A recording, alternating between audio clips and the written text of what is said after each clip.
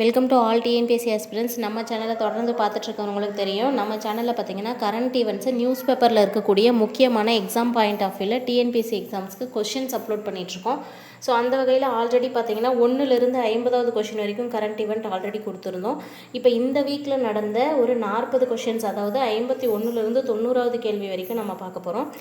First பாருங்கள், இந்த வீடியோடைய first question, ஒரு அகழாய்வு செய்யப்பட்ட இடத்துல மலை படிக்கட்டுகள், அதாவது படிக்கட்டுகளுடன் கூடிய கிணறு அகழாய்வில் கண்டுபிடிக்கப்பட்ட இடம் எது அப்படின்னு ஒரு கொஷினு. ஆன்சர் வந்து மலையடிப்பட்டி அப்படிங்கிற பிளேஸில் நடக்கக்கூடிய அகழாய்வு. படிக்கட்டுகளுடன் கூடிய கிணறு அகழாய்வில் கண்டுபிடிக்கப்பட்ட இடம் மலையடிப்பட்டி அகழாய்வு. அடுத்த கேள்வி, இதில் எத்தனை குழிகள் இருக்குது அப்படின்னு பார்த்தீங்கன்னா 16 குழிகளும் 2 இடுகாட்டு குழிகளும் இருக்குது. இது எத்தனை ஆண்டுகள் பழமையானது அப்படின்னு பார்க்கும்போது 2500 ஆண்டுகள் பழமையானவை என கண்டுபிடிக்கப்பட்டிருக்கு. இதில் இருக்கக்கூடிய ஒவ்வொரு செங்கல்லும் 40 சென்டிமீட்டர் நீளமும் 20 சென்டிமீட்டர் அகலமும் 7 சென்டிமீட்டர் கனமுடையதாக உள்ளது. அடுத்த 55வது கேள்வி, நிலத்தடி நீர்மட்டம் அதிகமாக இருப்பதற்கான சான்றுகள் அதிகமாக இருக்குது அப்படின்னு சொல்கிறாங்க. இந்த கண்டுபிடிக்கப்பட்ட அந்த படிக்கட்டுகளுடன் கூடிய கிணற்றில் நிலத்தடி நீர்மட்டம் அதிகமாக இருந்ததற்கான சான்றுகள் அதிகமாக இருக்குது. இதன் காரணமாக என்ன சொல்கிறாங்க அப்படின்னா, கோடை காலத்தில் ஒரு நல்ல நீர் ஆதாரமாக, குடிநீருக்கான ஆதாரமாக இந்த கிணறு இருந்திருக்கும் அப்படின்னு சொல்ல வராங்க. தமிழகத்தில் நடத்தப்பட்ட ஆராய்ச்சிகளே ஃபஸ்ட்டு படிக்கட்டோடு இருக்கக்கூடிய ஒரு கிணறு அப்படிங்கிறது வந்து கண்டெடுக்கப்பட்டது. இதுவே முதல் முறை அப்படின்னு சொல்கிறாங்க. பண்டைய மக்களுடைய வாழ்விட பகுதியும் இடுகாட்டு பகுதியும் ஒரே இடத்துல இருந்ததுக்கான சான்றுகள் வந்து இங்கே இருந்த அகழாய்வில் கிடச்சிருக்கு. பண்டைய கால மக்களுடைய வாழ்விட பகுதிகளும் அவர்களுடைய இடுகாட்டு பகுதிகளும் ஒரே இடத்துல இருந்ததுக்கான சான்றாக இது இருக்குது. ஹீமடைட் அப்படிங்கிற இரும்பு துகள்கள் இந்த இடத்துல அதிகமாக கிடச்சிருக்கிறதுனால இந்த இடமானது இரும்பு உற்பத்தி செய்யக்கூடிய இடமாக இருந்திருக்கவும் கூடும் அப்படின்னு சொல்லி நம்பப்படுது. ஹீமடைட் இரும்பு துகள்கள் அதிகமாக இருக்கிறதன் காரணமாக இரும்பை உற்பத்தி செய்யக்கூடிய ஒரு இடமாக இந்த மலையடிப்பட்டி இருந்திருக்கும் அப்படின்னு சொல்ல வராங்க. இதோட காலம் அப்படின்னு பார்க்கும்போது கிமு 5ஆம் நூற்றாண்டிலிருந்து 6ஆம் நூற்றாண்டை சேர்ந்ததாக இருக்கலாம்னு சொல்லி கருதுகிறாங்க. அது மட்டும் இல்லாமல் அடுத்தது பார்த்திங்கன்னா, முதல்வருடைய காலை உணவு திட்டம் அப்படிங்கிறது வந்து பெயர் மாற்றப்பட்டு தற்போது காமராஜர் காலை உணவு திட்டம் அப்படின்னு சொல்லி பெயரை மாற்றிருக்காங்க. அது மட்டும் இல்லாமல் திமுக ஆட்சியில் 1 முதல் 5ஆம் வகுப்பு வரை இருந்த இந்த காலை உணவு திட்டமானது தற்போது 1 முதல் 8ஆம் வகுப்பு வரைக்கும் விரிவுபடுத்தப்பட்டிருக்கு. அடுத்து பார்த்திங்கன்னா, புதிதாக விரிவுபடுத்தப்பட்ட இந்த காலை உணவு திட்டத்துக்கு பெரியார் பிறந்த நாளான செப்டம்பர் 17லிருந்து நடைமுறைக்கு வரும் அப்படின்னும் சொல்லியிருக்காங்க. நான் முதல்வன் அப்படிங்கிற திட்டம் முன்ன இருந்த அரசுடைய சமயத்தில் கொண்டு வரப்பட்ட நான் முதல்வன் திட்டம் திறன் தமிழ்நாடுன்னு சொல்லி பெயர் மாற்றியிருக்காங்க. மகளிர் விடியல் பயணம் அப்படிங்கிற திட்டத்துக்கு வந்து மகளிர் பயணம் அப்படின்னு சொல்லிட்டு பெயர் மாற்றிருக்காங்க. 1931 இந்திய புள்ளியியல் நிறுவனத்தை ஸ்டார்ட் பண்ணவங்க யாருன்னு பார்த்தீங்கன்னா PC மஹலனோபிஸ். அவங்க இந்திய புள்ளியியல் துறையுடைய தந்தை என்று அழைக்கப்படுகிறார்.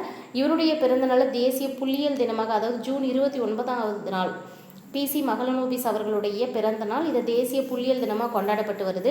1931 இந்திய புள்ளியியல் நிறுவனத்தை இவர் ஸ்டார்ட் பண்ணார் அப்படின்னு சொல்லி சொல்கிறாங்க. அடுத்து பாருங்கள், ஆதி திராவிடர் நலத்துறை அப்படின்னு சொல்லிட்டு உருவாக்கப்பட்ட அந்த துறையானது தற்போது சமூக நீதித்துறை அப்படின்னு சொல்லி பெயர் மாற்றிருக்காங்க. ஆதி திராவிடர் நலத்துறை எவ்வாறு பெயர் மாற்றம் அடைஞ்சிருக்கு அப்படின்னா சமூக நீதித்துறை. உலக அளவில் கச்சா எண்ணெய் உற்பத்தியில் 20% கையாள்வது எதுன்னு பார்த்தீங்கன்னா ஹோர்மூஸ் நீரிணை தான். உலகளவில் இருக்கக்கூடிய கச்சா எண்ணெய் உற்பத்தியில் 20% ஆஃப் இடத்த வந்து கையாள்வது ஹோர்முஸ் நீரிணை. இந்தியாவில் செங்கடலையும் ஏடன் வளைகுடாவையும் இணைப்பது எது அப்படின்னு பார்த்தீங்கன்னா பாப் எஸ் மாண்டேப் நீரிணை. இந்தியாவில் இருக்கக்கூடிய செங்கடலையும் ஏடன் வளைகுடாவையும் இணைப்பது பாப் எஸ் மாண்டேப் நீரிணை தான்.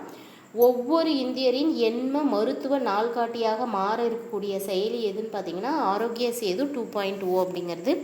பத்திரப்பதிவு துறையில் நவீனமயமாக்குவதற்காக கொண்டு வரப்பட்ட செயலி அப்படின்னு பார்த்தீங்கன்னா ஸ்டார் 3.0 செயலி ஸ்டார்ட் பண்ணியிருக்காங்க. இதில் வீட்டில் இருந்தபடியே பத்திரத்தை பதிவு செய்யக்கூடிய அந்த முறையானது ஆகஸ்ட் 17லேருந்து துவங்கப்பட்டிருக்கு. வீட்டில் இருந்தபடியே ஆன்லைன்லேயே பத்திரப்பதிவு செஞ்சுக்கலாம். உலகிலேயே அதிக அளவு மீன் உற்பத்தி செய்கிற நாடுகளில் இந்தியா எத்தனாவது இடத்துல இருக்குது அப்படின்னு பார்த்தீங்கன்னா 2வது இடத்துல இருக்குது. உலகில் உற்பத்தி செய்யக்கூடிய அந்த மீன்களில் இந்தியாவுடைய பங்களிப்பு அப்படின்னு பார்க்கும்போது 8% ஞாபகம் வச்சுக்கோங்க. இந்தியாவுடைய துணை குடியரசுத் தலைவராக தற்போது இருப்பவர் CP ராதாகிருஷ்ணன் அவர்கள். இங்கே உங்களுக்கு ஒரு கேள்வி, CP ராதாகிருஷ்ணன் இந்தியாவுடைய எத்தனாவது துணை குடியரசுத் தலைவர் அப்படின்னு கமெண்ட் பண்ணுங்கள். சந்திராயன் அப்படிங்கிற சொல்லுக்கு நம்ம சந்திராயன் 1, 2, 3 அந்த மாதிரி பார்த்துருப்போம். இந்த சந்திராயன் அப்படிங்கிற சொல்லுக்கு சமஸ்கிருதத்தில் என்ன பொருள் அப்படின்னு பார்த்தீங்கன்னா நிலவு வாகனம் அப்படின்னு பொருள். சந்திராயன் 1 நிலவில் செலுத்தப்பட்ட நாள் அப்படின்னு எடுத்துக்கும் போது 2008 அக்டோபர் 22 நிலவுக்கு அனுப்பப்பட்டிருக்கு. ஸ்ரீஹரிகோட்டா சதீஷ் தவான் விண்வெளி மையத்திலிருந்து இந்த சந்திராயன் 1 ஏவப்பட்ட நாள் 2008 அக்டோபர் 22. அடுத்து சந்திராயன் 3 விண்ணில் செலுத்தப்பட்ட நாள் அப்படின்னு பார்க்கும்போது 2023 ஜூலை 14 அனுப்பப்பட்டிருக்கு. இஸ்ரோ அப்படிங்கிற இந்திய விண்வெளி மையம் 1962 ஸ்டார்ட் பண்ணப்பட்டுச்சு. 1963 நமக்கு ராக்கெட் லான்ச் பண்ணிகிட்டு இருக்காங்க. அடுத்தது 2026 கிளாஸ்கோ நகரில் நடைபெறக்கூடிய இந்த பாரா ஒலிம்பிக் போட்டிகளில் இந்தியாவுக்கான ஃபஸ்ட்டு தங்கம் வாங்கினவங்க யாருன்னு பார்த்தீங்கன்னா ஜிண்டு குமார் அப்படின்னு சொல்லிட்டு ஒருத்தவங்க 190 கிலோ எடை தூக்கக்கூடிய அந்த பிரிவில் வெண்கலம் வாங்கியிருக்காங்க.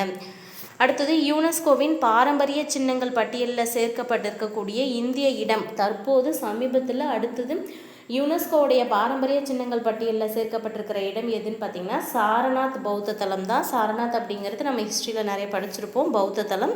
அதை தான் இப்போது யுனெஸ்கோ தன்னுடைய பாரம்பரிய சின்னங்கள் பட்டியலில் ஆட் பண்ணியிருக்காங்க. யுனெஸ்கோவுடைய பாரம்பரிய சின்னங்கள் பட்டியலில் சேர்க்கப்பட்டிருக்கிற இந்திய இடங்களுடைய மொத்த எண்ணிக்கை இந்த சாரநாத் பௌத்த தலத்தோட சேர்ந்து மொத்தம் 45. தற்போது கல்வி அமைச்சராக கூடுதல் பொறுப்பேற்றிருக்கக்கூடிய யாருன்னு பார்த்தீங்கன்னா பிரல்ஹாத் ஜோஷி அப்படின்னு சொல்கிறவங்க. பிரல்ஹாத் ஜோஷி தான் இவங்க. இந்த பிரல்ஹாத் ஜோஷி ஆல்ரெடி ஒரு அமைச்சராக தான் இருக்காங்க. அவங்க எந்த துறை அமைச்சராக இருக்காங்க அப்படின்னு கமெண்ட் பண்ணுங்கள். சர்வதேச செஸ் சம்மேளனத்துடைய தற்காலிக தலைவராக தேர்வு செய்யப்பட்டிருக்கிறவங்க செஸ் ஆனந்த் அவங்க. இவங்க பார்த்திங்கன்னா 5 முறை உலக செஸ் சாம்பியனாக இருந்திருக்காங்க. சர்வதேச செஸ் சம்மேளனத்துடைய தற்காலிக தலைவராக தேர்வு செய்யப்பட்டிருக்கிறவங்க. அடுத்து 86வது கேள்வியை பாருங்கள். கார்கில் போர் வெற்றி தினமாக அனுசரிக்கக்கூடிய நாள் எதுன்னு பார்த்தீங்கன்னா ஜூலை 26. இதுதான் கார்கில் போர் வெற்றி பெற்ற தினமாக அனுசரிக்கப்படுகிறது. கார்கில் போர் வெற்றி பெற்றதாக அறிவிக்கப்பட்ட நாள் அப்படின்னு பார்த்தீங்கன்னா எந்த வருஷம்? 1999 ஜூலை 26 இது வெற்றி பெற்றாங்க. இந்த போரானது இந்தியாவுக்கும் பாகிஸ்தானுக்கும் இடையில் ஆப்ரேஷன் விஜய் அப்படிங்கிற பேரில் நடைபெற்ற ஒரு போர் தான். இதன் வெற்றியாக தான் இந்த கார்கில் தினம் கொண்டாடப்படுது. அடுத்து 89வது கேள்வி பாருங்கள்.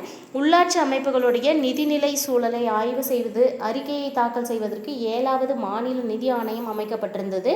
அந்த மாநில நிதி ஆணையம் தன்னுடைய அறிக்கையை தாக்கல் செய்வதற்கான கால அவகாசத்தை டிசம்பர் 31 வரைக்கும் நீட்டிப்பு செஞ்சுருக்காங்க. இந்த 7வது மாநில நிதி ஆணையத்துடைய தலைவராக யார் இருக்காங்க அப்படின்னு பார்த்தீங்கன்னா ஓய்வு பெற்ற IAS அதிகாரியான காரி அலாவுதீன் அவர்கள் இருக்காங்க. ஓகேவா? இன்னும் ஒரு 5 கொஷின்ஸ் இதில் சேர்த்தி பார்த்துடலாம். இவங்க கொடுக்கக்கூடிய அந்த அறிக்கையை பொறுத்து நமக்கு இது எப்போ இம்ப்ளிமெண்ட் பண்ணுவாங்க அப்படின்னு பார்த்தீங்கன்னா 2027 ஏப்ரல் 1 2032 மார்ச் 31 வரைக்கும் இருக்கக்கூடிய அந்த 5 நிதியாண்டிற்கு தான் இந்த நிதி ஆணையத்துடைய பரிந்துரைகள் பின்பற்றுவாங்க. தமிழ்நாடு பாரம்பரிய ஆணையத்துடைய தலைவராய் நியமனம் செய்யப்பட்டவங்க யாருன்னு பார்த்தீங்கன்னா இந்திய தொல்லியல் துறையுடைய முன்னாள் தலைமை இயக்குநராக இருந்த நம்பிராஜன் அப்படிங்கிறவங்க நியமனம் செய்யப்பட்டிருக்காங்க. இந்திய தனித்துவ அடையாள ஆணையத்துடைய தலைவராக முன்னாடி இருந்தவங்க யாருன்னு பார்த்தீங்கன்னா நந்தன் நிலேகனி அவர்கள். இவங்க 23வது காமன்வெல்த் போட்டிகளில் தங்கம் வென்ற இந்தியர். அடுத்த கேள்வி கொடுத்துருக்காங்க பாருங்கள். 23வது காமன்வெல்த் போட்டி நடந்துட்டுருக்கு இப்போது. அதில் தங்கம் வென்ற இந்தியர் யாருன்னு பார்த்தீங்கன்னா மீராபாய் சானு அவர்கள். 23வது காமன்வெல்த் போட்டிகளில் வெள்ளி வென்ற இந்தியர்னு பார்த்தீங்கன்னா ரிஷிகாந்த் சிங் அவர்கள். ஸோ இதோட பார்த்தீங்கன்னா இப்போ நடந்துட்டுருக்கிற காமன்வெல்த் போட்டிகளில் 3 பதக்கங்கள் பெறப்பட்டிருக்கு. ஒரு தங்கம், ஒரு வெள்ளி, ஒரு வெண்கலம். இது 3மே பார்த்தீங்கன்னா நமக்கு எடை தூக்குதல், அதாவது பளு தூக்குதல் போட்டியில் தான் கிடச்சிருக்கு. ஸோ அடுத்து நெக்ஸ்ட் வீக்குக்கான கரண்ட் ஈவெண்ட் நெக்ஸ்ட் ஒரு வீடியோவில் பார்க்கலாம். தேங்க்யூ.